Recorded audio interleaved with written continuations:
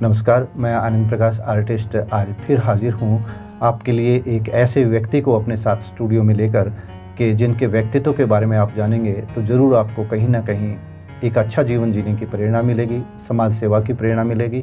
मेरे साथ हैं काशीराम जी। काशीराम जी, आपका स्वागत है। जी नमस्कार, धन्यवाद आपका बहुत बहुत। जी, तो काशीराम जी, आप ही अपने बारे में अपने दर्शकों को बताइए कि क्या कुछ कर रहे हैं आजकल और आप कहाँ से हैं? सर, मेरा जो गांव है बधावड़ गांव है जी। ये बरवाड़ा के पास पड़ता है, जिला हिसार में जी। और मैं वर्तमान में शिक्षक के रूप में काम कर रहा हूं। जी जी। पिछले 24 साल से मैं शिक्षा विभाग हरियाणा में कार्यरत हूं। जी। इसके साथ साथ जो सामाजिक गतिविधियां हैं, विशेषकर वो सामाजिक गतिविधियां जो समाज से अंधविश्वास और शिक्षा के फैलाव के लिए काम कर रही है, उनके साथ जुड़ के मैं काम करता हूँ। जी। और साथ ही साथ हमारे कुछ मित्र जो साहित्य रचना करते हैं, तो उनके साथ मैं कभी लिख भी लेता हूँ और विशेषकर उनकी जो पुस्तकें उनकी मैं समीक्षाएं लिखता हूँ। उनकी पुस्तकों की आप समीक्षाएं करते हैं? जी जी। तो बतौर समीक्षक आपको आज तक कितनी पुस्तकें ऐसी मिली कि जिनको देख करके आपको लगा कि हाँ, वो साहित्यिक मानदंड जो है हमारे उनके ऊपर खरा उतरती हैं? देखो सर, सबसे जो ज़्यादा जो मुझे पुस्तकें मैं बादशाह पाठक हूँ। मैंने जो सत्रीय जो उपन्यास वो भी पढ़े हैं, लेकिन विनोद सिल्ला जी की जो पुस्तकें हैं वो मुझे भेजते रहती हैं। अच्छा। तो जब वो मुझे बार बार पुस्तकें भेजते रहे तो मुझे लगा भाई, जब मेरे को पुस्तक भेज रहे हैं तो मुझे भी कुछ रिटर्न करना चाहिए। तो मैंने उनकी पुस्तकों की समीक्षाएं लिख के उनको भेजी। तो उन्होंने उन पुस्तकों को किसी प्रकाशक को दे दिया और वो छप के अखबार के माध्यम से सोशल मीडिया में आई। जी। और जब सोशल मीडिया में आई तो कुछ लोगों ने कहा, सर आपने समीक्षा अच्छी की है और मैं हिंदी ऑनर्स हूँ, तो इसी लिहाज से आलोचना, समालोचना और समीक्षा मैं लिख लेता हूँ। अच्छा, आपको ये जो समीक्षा की जो प्रेरणा थी ये तो स्वतः ही मिली जैसे विनोद सिल्ला जी की पुस्तकें पढ़ करके? जी। अलावा इसके आपके और कौन कौन से शौक हैं? जैसे कि आपने समाज सेवा का बताया, तो इसके अलावा जैसे कि भाई स्कूल कॉलेज का कोई शौक रहा? जी सर, मैं नवोदय विद्यालय में पढ़ता था। जी। तो वहाँ से मुझे बहुत कुछ सीखने को मिला। जी। यदि मैं उसके अलावा कहीं और होता तो शायद इन चीज़ें मैं नहीं सीख पाता। तो वहाँ से मुझे जो सबसे बड़ी प्रेरणा मिली वो ये मिली कि मुझे जो समाज के साथ मैं रह रहा हूँ उसके साथ सामंजस्य स्थापित करना है। और मेरे पिताजी भी शिक्षा मतलब पढ़े लिखे थे और मेरे दादाजी पुराने ज़माने में कक्षा 4 तक पढ़े थे। जी जी। और वो देसी वैद्य थे। अच्छा। तो शिक्षा की विरासत हमारे परिवार में लंबे समय से है। लंबे समय से। और मेरे पिताजी जब भी कहीं जाते तो किताबें लेके आते थे। जी। तो एक बार वो किताब लेके आए थे। देखो, मेरे को मतलब अंधविश्वास के खिलाफ प्रेरणा कहाँ से मिली, वो किताब लेके आए थे। और वो किताब जब लेके आए तो मैं कक्षा 6 में पढ़ता होगा। तो उसमें मैंने कहानी पढ़ी प्रेम भूत। जी। तो उसके बाद 1-2-4 कहानियाँ और थी, उसी तरह कहानियाँ थी सारी, वो अंधविश्वास के खिलाफ थी। तो वहाँ से मैंने सोचा भाई हाँ, ये चीज़ें ज़रूरी है। हाँ, इनको समाज से खत्म करना चाहिए। तो मैं फील्ड में वहाँ से शुरू होगा और जुड़ना शुरू हो गया। फिर जो साथ के साथी हैं, विशेषकर मैं 4 लोगों का मैं नाम लेना चाहूँगा। डॉक्टर भूप सिंह, देसी वैद्य हैं गुलाना में। जी। एक पवन सिंह, मेरे नवोदय के सीनियर भी हैं। जी। एक मास्टर सुरेश कुमार जी, मेरे ताऊ के लड़के हैं, टीचर हैं। जी। एक मास्टर सुभाष जी। जी। इन 4 लोगों ने मुझे बड़ा कोऑपरेट किया, मंच प्रोवाइड किया। मतलब कि उसे तो मुझे डर नहीं था किसी मंच से, लेकिन इन लोगों ने मुझे मंच दिया। जी। और मंच भी ऐसे ऐसे प्रोवाइड करवाए। एक दिन तो सुबह 7 से लेकर शाम के 7 बजे तक एक कार्यक्रम था। इतने बड़े कार्यक्रम जिसमें 10,000 लोग इकट्ठा थे, मुझे संचालन का अवसर इन लोगों ने दिलवाया। जी। तो मैं आपके चैनल के माध्यम से उनको धन्यवाद करना चाहूँगा। जी। वो देख रहे होंगे तो आपका धन्यवाद उन तक पहुँच गया होगा। और जहाँ तक हम समझते हैं कि पुस्तक समीक्षक आदमी तब बनता है जब वो बहुत सारी पुस्तकें पढ़ लेता है और इसके साथ साथ वो स्वयं भी पुस्तकें लिखता है, तब उसके बारे में ये विश्वास किया जाता है कि ये इस विधा का विशेषज्ञ है। तो आपकी कोई पुस्तक अब तक प्रकाशित हुई है? जी भाई, मेरी पुस्तक प्रकाशित नहीं हुई है, लेकिन साहित्य की जितनी विधाएं हैं मैं सभी में लिख लेता हूँ। जी जी। तो परसों ही एक शिक्षक से मेरी बात हो रही थी, तो बात में उन्होंने मुझे कुछ घटना बताई, तो उसको मैंने लघु कथा के रूप में डेवलप कर दिया जी। ठीक है, और मैं आपकी जो आनंद मार्ग पत्रिका है उसको भेजूंगा और आपसे मेरा अनुरोध रहेगा उस पत्रिका आप छापिए जी। स्वागत है जी। तो लघु कविता को लेकर के आपने कुछ किया अब तक? जी सर, एक नई विधा आई है, ये भी लघु कथा की तरह से जी। लगभग 20 के आसपास लघु कथाएं मैंने लिखी हैं। लघु कविता की बात मैं कर रहा हूँ, लघु कथा की बात कर रहा हूँ मैं जी। और लगभग सैकड़ों लघु कविताएं मैं लिख चुका हूँ। लघु कविताएं आप सैकड़ों लिख चुके जी। यानी एक पुस्तक का मतलब मैटर आपके पास तैयार है? सर आप कहेंगे तो वैसे मैटर तो मेरे पास 3 पुस्तक का तैयार है जी जी। लघु कविता का 2 का। अच्छा। लघु कथा का 1 का। लघु कथा का 1 का जी। अच्छा, लघु कथा को लेकर के लोग कई बार एक भ्रम की स्थिति में रहते हैं, या वो भ्रम स्वयं पैदा कर देते हैं कि छोटी कहानी को लघु कथा कहते हैं। आपका इस बारे में क्या कहना है कि आप छोटी कहानी को लघु कथा कहेंगे, या इसकी और कोई एक अन्य विशेषता होती है जिसके कारण इसको लघु कथा कहा जाता है? जो साहित्य है ना, साहित्य जी, उसके कुछ मानक निर्धारित किए जाते हैं जी। तो मानक कुछ समय तक चलते हैं, उसके बाद उनको बदलने के कुछ लोगों द्वारा प्रयास किए जाते हैं। तो मैंने कहा आपको, मैंने हिंदी ऑनर्स किया तो उसमें विधान को तोड़ने वाले लोगों के बारे में खूब पढ़ा।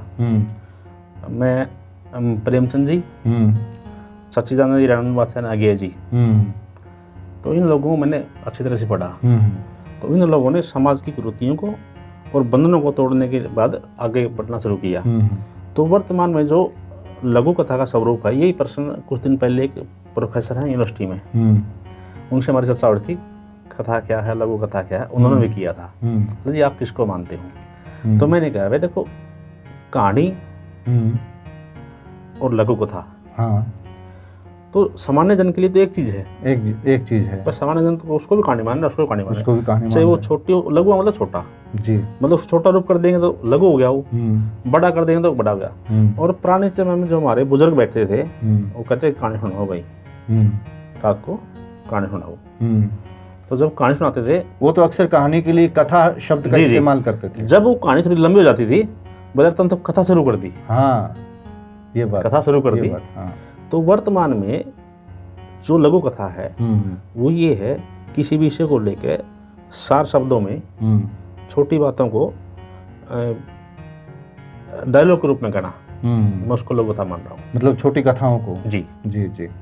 और अब ये एक जो नई विधा आई है, जिसके अभी मानदंड निर्धारित होने भी बाकी हैं, शायद काम चल रहा है, लघु कविता जी, उसको लेकर के भी आपने प्रयास किया है, तो उसके संदर्भ में आप क्या कहना चाहेंगे? देखो सर, जब से मैं साहित्यिक गतिविधि से जुड़ा हूँ, तो लघु कविता वर्तमान में सबसे जो उपयुक्त विधा मानी जा रही है, लघु कविता मानी जा रही है। भाई ये छंद से बंध से मुक्त है।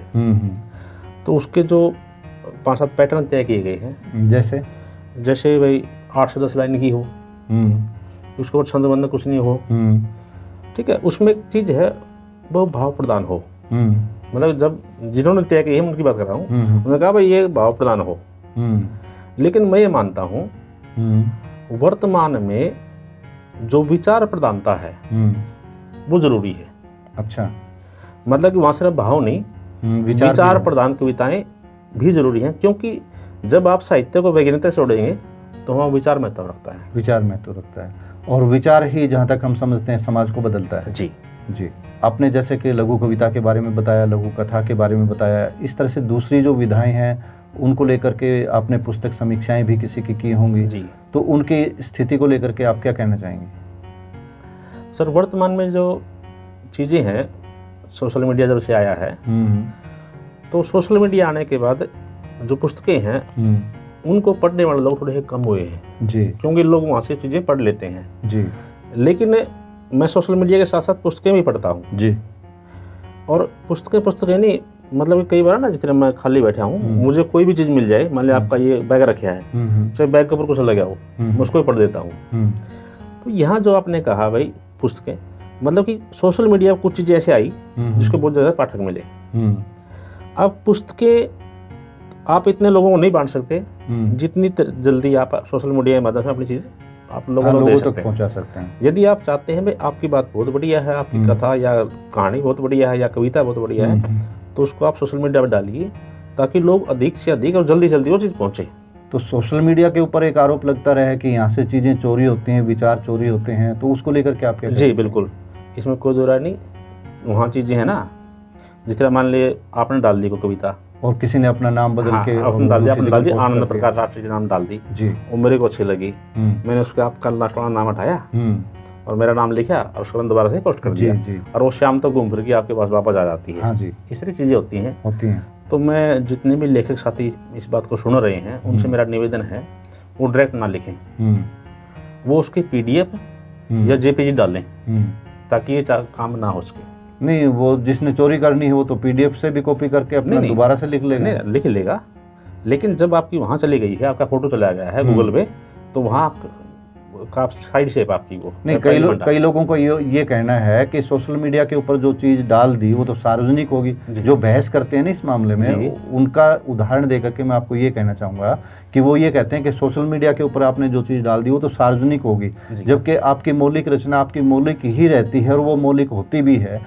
लेकिन ऐसे लोगों का क्या किया जाए जो सोशल मीडिया के ऊपर ये कहते हैं कि सोशल मीडिया पर चीज़ डाल दी सार्वजनिक होगी, कोई भी उठा के आपका नाम काट के उसका इस्तेमाल कर ले, तो उनका क्या इलाज है? जिस तरह आपके पास गाड़ी है, आपके उसके नाम RCB है आपके नाम पे, उस पर का रजिस्ट्रेशन नंबर पीछे नंबर भी लिखा हुआ है, चोरी तो वो भी होती है। बिल्कुल, लेकिन बौद्धिक संपदा एक्ट उस तरह से काम नहीं कर रहा जिस तरह गाड़ी वाड़ी चोरी में काम चल रहा है। यदि बौद्धिक संपदा एक्ट बेहतर तरीके से काम करे तो ये चीजें रुक सकती है। तो ऐसे लोगों को मतलब सबक सिखाने के लिए क्या किया जाना चाहिए? तो मैं तो सबसे पहले देखो जो तंत्र है उससे गुजारिश करूंगा, सोशल मीडिया पर जो चीज़ पहली बार डलती है उसका रिकॉर्ड रखा जाए और उसको मूल प्रति के रूप में प्रमाणित किया जाए।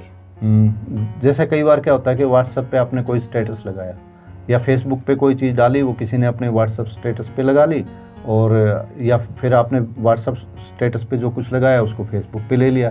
तो इस तरह भी लोग करते हैं, वो 24 घंटे में वहाँ से डिलीट हो जाता है व्हाट्सएप। बौद्धिक लोग जो हैं, मैं देख रहा हूँ बौद्धिक मतलब फेसबुक पे है चाहे आपके व्हाट्सएप पे है, जो बौद्धिक लोग है मान लो उन्होंने कोई लेख उठाया वहाँ से, वो शुरुआत में लिखते हैं कॉपी, वो करेंगे वहाँ से, ठीक है, वो पहले लिख देते हैं भाई ये कॉपी है, और लास्ट में जब आप जाएंगे तो जिसने वो लिखा उसका नाम लिखा मिलेगा, उसका नाम मिलेगा जी। और कई क्या करते हैं वो कॉपी तो वहाँ से कर लिया और व्हाट्सएप स्टेटस जो है ना अपना लगा लिया, नीचे किसी का नाम नहीं लिखते। वो जो लोग ऐसा कर रहे हैं ना, जो कॉपी भी लिख रहे और जो लोग नीचे चाहे आपका नाम भी नहीं लिख रहे, वो बौद्धिक संपदा एक्ट के तहत वो दोषी हैं जी।